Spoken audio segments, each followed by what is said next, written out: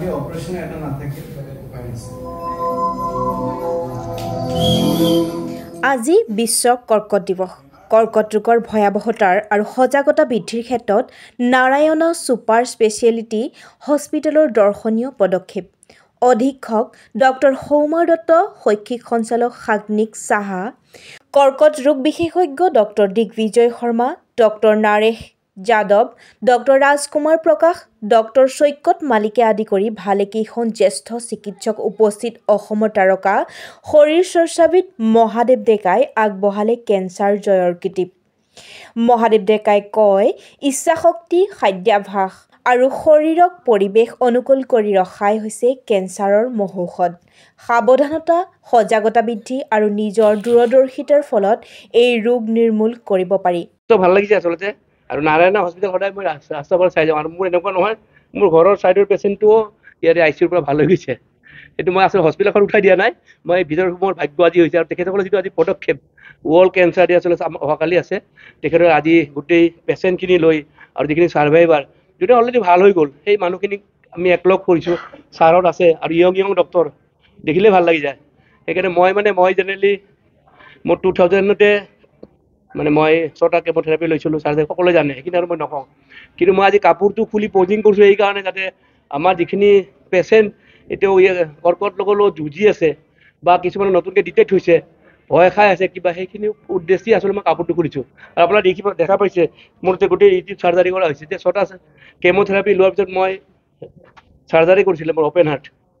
তাৰপিছত মোৰ এইবিলাক এচিভমেণ্টবিলাক আপোনালোকে যিটো জানে, নিশ্চয় ইউনিভাৰ্ছ পাইছোঁ, নিশ্চয় ইণ্ডিয়া জুনিয়ৰ ছিনিয়ৰ বহুত কিবা কৰিছোঁ, চিনেমা কৰিছোঁ, মডেলিং কৰিছোঁ, চব কৰিছোঁ। তাৰপিছতহে মই কৰিছোঁ আচলতে। সেইকাৰণে মই যিখিনি ছাৰ্ভাইভাৰ আছে, পেচেণ্ট আছে, মই আপোনালোকক সেইকাৰণে কৈছোঁ যে আপোনালোকে যিখিনি মনত ভাবি আছে যে আমি কিবা কৰিম বুলি, পেচেণ্ট ভাল এতিয়া আপোনাৰ ট্ৰিটমেণ্ট কৰিছে, ভাল হৈ গৈছে, এইটো চেপ্টাৰ ক্ল'জ কৰক আৰু সদায় পজিটিভ চিন্তা কৰক, ভালকৈ ডায়েট খাওক, নেচাৰক ৰেচপেক্ট কৰক, নিজৰ মনটোক ৰেচপেক্ট কৰক আৰু আগুৱাই যাওক।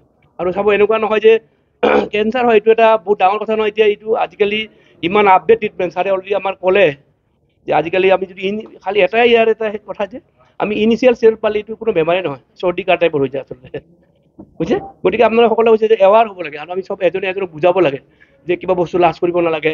সেইখিনি সোনকালে আহি যদি আমি ছাৰৰ তলত ডিছকাছ কৰি যদি ইনিচিয়েল ষ্টেজতে কৰোঁ, একদম বহুত সোনকালে ভাল হয়।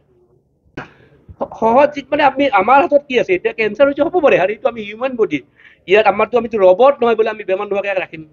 যেতিয়া তেতিয়া যাৰে তাৰ যেতিয়া তেতিয়া হ'ব পাৰে।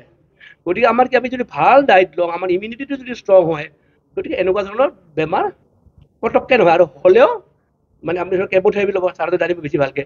কেমোথেৰাপি ল'বৰ কাৰণে এজন মানুহ কিন্তু জেনেৰেল হেল্থটো বহুত ভাল কৰিব লাগিব। আৰু মোৰ এইটোৱে ভাল আছে যে মই প্ৰত্যেকটা চাইকেল সময়মতে লৈছিলোঁ, আৰু মোৰ অসুবিধা নাছিল। এইটো এনেকুৱা ধৰক প্ৰত্যেকটা চাইকেল 21 দিনৰ মূৰে এনেকুৱা কিবা 15 দিনৰ মূৰে মই সদায় মোৰ কি হয়, মই ট্ৰিটমেণ্ট কৰাৰ সময়ত চবেই কয় বমি হয়, মোৰ কেতিয়া একো হোৱা নাই।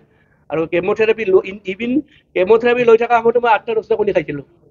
আৰু ওলাই আহি মোৰ প্ৰথম কাম হ'ল যে মই 5 দিন আছিল নেকি, 5 দিন থেৰাপি দিছিলোঁ কেমোটো। সেইটো কিন্তু মোক ভালকৈ খাব নাপাওঁ, মই যিটো নৰ্মেল লাইফ, আৰু মই বডি বিল্ডিং কৰা মানুহ, আমি 15-20টা egg wheat খাওঁহে।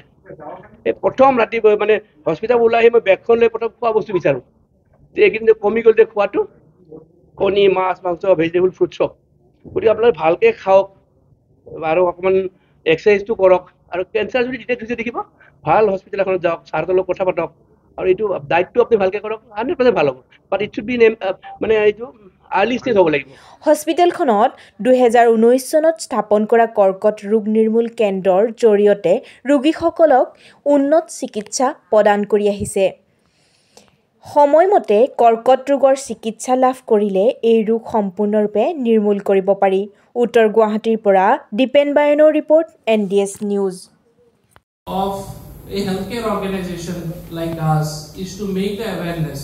The awareness is पहले अगर हम लोग उसको डिटेक्ट कर लिए, then it can be cured. প্ৰগ্ৰামৰ কথা হৈছিলে, তেতিয়া আমি আলোচনা কৰোঁতে মোক FD সুধিলে আমাৰ ডাইৰেক্টৰ যে ৱৰ্ল্ড কেঞ্চাৰ ডে কাৰোবাক মাতি যদি আমি যে এৱাৰনেছটো ভালকৈ কৰিব পাৰোঁ, তেতিয়া মোৰ মাথাত আহিলে মহাদেৱ দাৰ নাম। ইজ ফিটনেছ আইকনো হয় আৰু কেঞ্চাৰ ছাৰ্ভাইভাৰো হয়।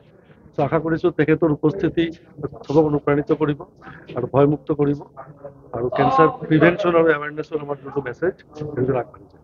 তাৰপিছত মই চাৰ্জাৰী কৰিছোঁ আপোনাৰ দেখিছে কিজানি এই লাইনটা দেখা পাইছে নে পোৱা নাই মানে মই কিবা কৰি কমাই দিলোঁ আৰু তাত এই লাইনটোতে মই 6টা চাইকেল কেমোথেৰাপি লৈছোঁ তাৰপিছত যিটো ৰেচিডুৱেল টিউমাৰ আছিল সেইটো মই টাটা মেমৰিয়েল হস্পিটেলত মই চাৰ্জাৰী কৰিছোঁ আৰু তাৰপিছত মোৰ এইখিনি এচিভমেণ্ট এইখিনি আগত মোৰ বহুত এচিভমেণ্ট আছে মোৰ আজি বডি বিল্ডিং মোৰ 35 ইয়াৰ্ছ হ'ল এইখিনি আগতে অকণমান আপোনাৰ সোমাল ছাৰ মোৰ একদম ষ্টুডেণ্টৰ পৰা কৰা গতিকে ময়ো সৰু আছিলোঁ সিও সৰু আছিল আৰু তাৰপিছতে মই 2009ত মই মিষ্টাৰ ইউনিভাৰ্ছ পাইছোঁ 2000ত মোৰ কেমোথেৰাপি মই 6টা লৈছিলোঁ এবছৰ পিছৰ পৰা মই আকৌ এক্সেছ আৰম্ভ কৰিলোঁ আকৌ তাৰপিছত এইখিনি লাগিলোঁ খেলা জিকিলোঁ চিনেমা কৰিলোঁ কিবা কিবি চব কৰিলোঁ আৰু